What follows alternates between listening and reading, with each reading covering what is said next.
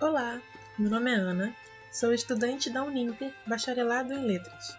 Meu RU é o 3381956, Polo em Itaboraí, Rio de Janeiro. O tema do portfólio dessa fase do curso é sobre trovadorismo medieval e as trovas de Nova Friburgo. Então, vamos lá. Trovadorismo é o gênero literário que surgiu na Idade Média, criado por volta do século XI. Um movimento poético-musical iniciado por homens nobres que escreviam as poesias e cantavam em forma de cantigas. No princípio, o objetivo era compartilhar seus sentimentos cantando, expor as emoções em forma de poesia e música. Estes homens nobres, que se denominavam trovadores vindos da Provença, sul da França, usavam de instrumentos musicais e dança em suas composições.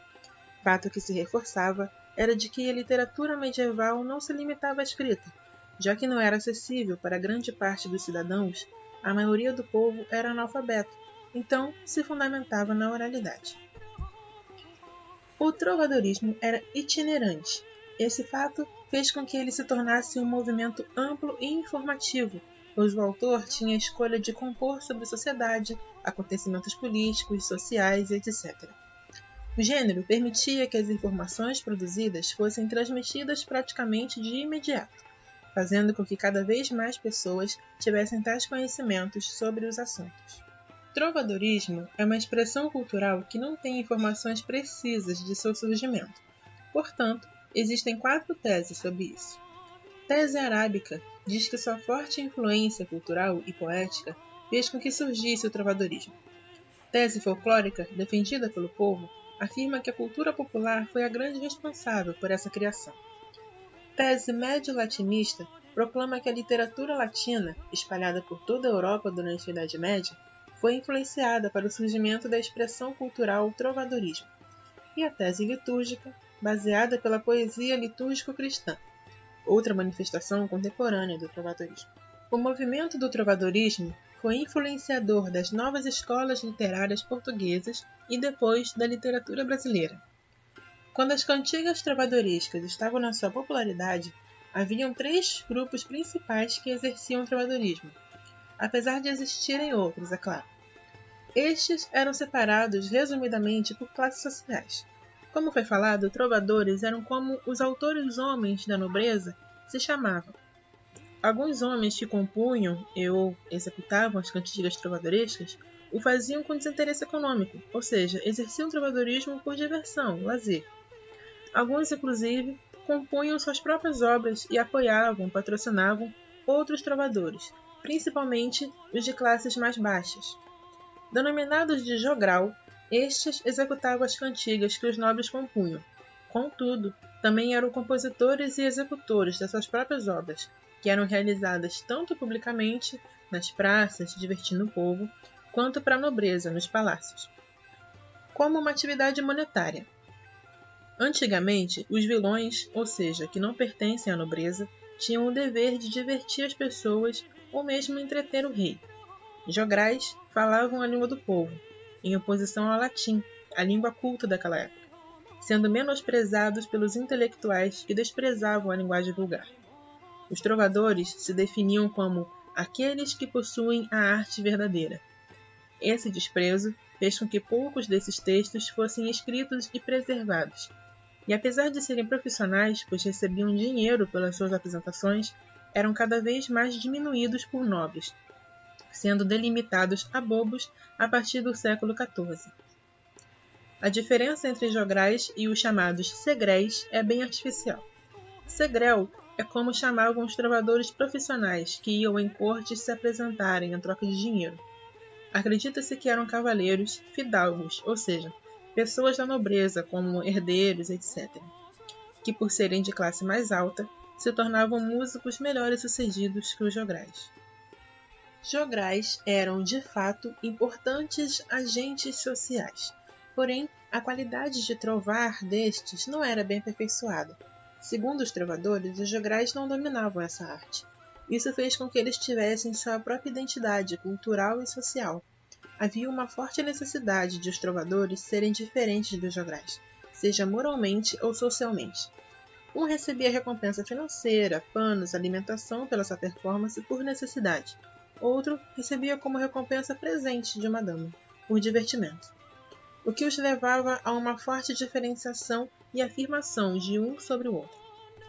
Falando mais uma vez sobre os jograis e essa diferença com os trovadores, a cantiga do jogral alertava as pessoas que o mundo era composto por todos, não só pelos trovadores da corte, que todos eles poderiam cantar e serem cantados, dos heróis e princesas até meretrizes e charlatões, dos ricos aos assoldadados. Todos os níveis sociais são cantados e podem cantar, o que expande as possibilidades de composição. Isso deixa claro que os jograis eram agentes socioculturais contribuidores para a transmissão de valores. A identidade sociocultural do jogral era aceita, mas marginalizada, menosprezada pela nobreza, que defendia sua própria identidade. Em contraponto, é correto dizer que existiam conexões, ligações entre os dois que só fez contribuir para a multiplicidade do gênero trovadorismo. A fama entre trovadores e jograis era grande. Na arena trovadoresca, onde aconteciam disputas, os dois grupos se faziam conhecidos. Graças à itinerância dos jograis, a popularização das cantigas entre as cortes se fez presente. Voltando, cada uma dessas pessoas, separadas em categorias, eram conhecidas por diferentes classificações no trovadorismo. Os trovadores ficaram conhecidos como responsáveis por grande parte das canções de amor. Já os jograis renderam ricas canções de sátira, por exemplo. Baseado na maioria das cantigas nos cancioneiros, que é um manuscrito com a compilação de algumas obras, as canções do trovadorismo eram categorizadas em 4 tipos: cantigas de amor, cantigas de amigo, cantigas de escárnio e cantigas de maldizer. Porém, é correto dizer que dentro dessas categorias existem outras categorias. Por exemplo, em uma cantiga de amor, existem categorias como tensão, que é em um diálogo sobre 2 homens disputando a mesma mulher, ou plangue, que é uma cantiga de amor cheia de lamentações. Mas em resumo, na cantiga de amor, o poeta é um homem sofredor, que se refere à mulher amada como uma figura distante, um amor impossível, por pertencer a diferentes níveis sociais, um amor idealizado.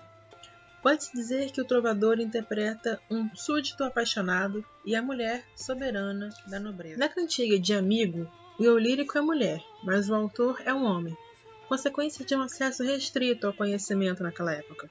As cantigas, em geral, eram predominantemente escritas por homens, pois estes eram, em parcela, alfabetizados. Esta categoria de cantiga gira em torno do amor de uma mulher pelo seu namorado, que muitas vezes é seu primeiro amor. Lamentações sobre a ausência de seu amor que partiu para a guerra, saudade é um tema recorrente nessa categoria. Nela, não há uma diferenciação entre classes, pois ela é uma mulher do povo, um amor possível. Cantiga de escárnio é definida como cantigas feitas para falar mal de alguém, fazendo uma sátira indireta, com inúmeros trocadilhos, ambiguidades e duplo sentido. É exigido que em uma cantiga de escárnio o destinatário não seja reconhecido, provocando a imaginação do poeta. Textos com muito sarcasmo e ironia, às vezes acidez, eram recursos muito utilizados nessa categoria. Cantiga de maldizer são sátiras diretas e sem filtro. A agressão verbal, linguagem obscena, palavrões, são recursos utilizados pelo autor que pode revelar o nome da pessoa que foi alvo da zombaria ou não. Sobre as cantigas satíricas, como escárnio e maldizer, muitas vezes os autores fazem críticas sociais sobre estruturas sociais em suas obras. Martin Codax foi um jogral galego. As suas composições são consideradas das mais importantes da lírica trovadoresca galaico-portuguesa. Embora as obras a ele atribuídas se limite a 7 cantigas de amigo compostas pelo mesmo.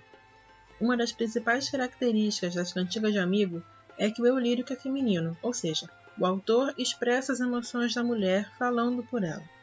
A música de Martin Codax presta-se, portanto, a interpretações diversas, sem que nessa hipotética identidade musical se tenha até agora tentado abrir espaço para uma possível raiz na cultura oral feminina. Uma forte cultura friburguense é a trova, que realiza seu festival anual desde 1960, fazendo parte das festividades de aniversário da cidade. os chamados Jogos Florais de Nova Friburgo. A União Brasileira dos Trovadores é uma respeitável organização de trovadores reconhecida nacionalmente, dedicada em divulgar as trovas todos os anos sem interrupção. Entretanto, devido à situação atual da pandemia mundial, pensando na segurança de todos, o festival deste ano de 2020 foi adiado. Nas redes sociais, o grupo é muito ativo, atualizando-o de tempos em tempos e com muitas trovas sendo compartilhadas, mostrando que há uma real união entre esses artistas. A realização desse festival deu à cidade o título de Berço da Trova ou Cidade da Trova. Esse gênero da literatura, nos dias atuais, é o único gênero exclusivo da língua portuguesa. Se desenvolveu no Brasil de forma inesperada e hoje é praticada por mais de 3.000 trovadores no Brasil. As tradições regionais são muito comuns no Brasil e no mundo. Por exemplo, na cidade de Rio Bonito, onde vivo atualmente, existe todos os anos o chamado Natal Bonito, uma tradicional parada natalina que conta, por exemplo, com a participação de moradores da cidade, participação dos colégios da cidade, coral, teatro, grupo de dança, cantores, todos artistas da cidade, enaltecendo o que ela tem de melhor. São vários dias de festa, que recentemente contou com a reabertura da Casa do Papai Noel, que desfilou na carreata, fechando o desfile. Sem contar com a iluminação que a cidade prepara todos os anos, principalmente na praça principal de Rio Bonito. Outra festa tradicional da cidade riobonitense é o desfile cívico, que conta com o corpo político da cidade e todas as suas escolas. A Guarda Municipal, Canil Municipal da Corporação, bandas da cidade e cidades vizinhas, pessoas dos serviços públicos de saúde e etc. fazem parte da festa. É interessante comparar que, segundo os dados do site do IBGE de 2018, Nova Friburgo conta com uma população de pouco mais de 190 mil habitantes e Rio Bonito um pouco mais de 60 mil habitantes. A taxa de escolaridade das duas cidades é próxima, 98,7% de friburguenses escolarizados, com 97,2% de riobonitenses escolarizados. Entretanto, mesmo com a escolarização, o método de ensino nas escolas tradicionais dificilmente aborda sobre esse gênero lírico, e quando abordam, associam com o folclore, sem se aprofundar e dar a devida atenção para esse estudo. Trovadorismo é um gênero extremamente interessante, que merece muito estudo e atenção. Tanto que eu decidi aumentar um pouquinho a minha pesquisa, pois foi muito divertido conhecer esse gênero que até então não tinha tanto conhecimento. Fica aqui minha indicação, caso seja de seu interesse. Então é isso. Até a próxima. Tchau, tchau!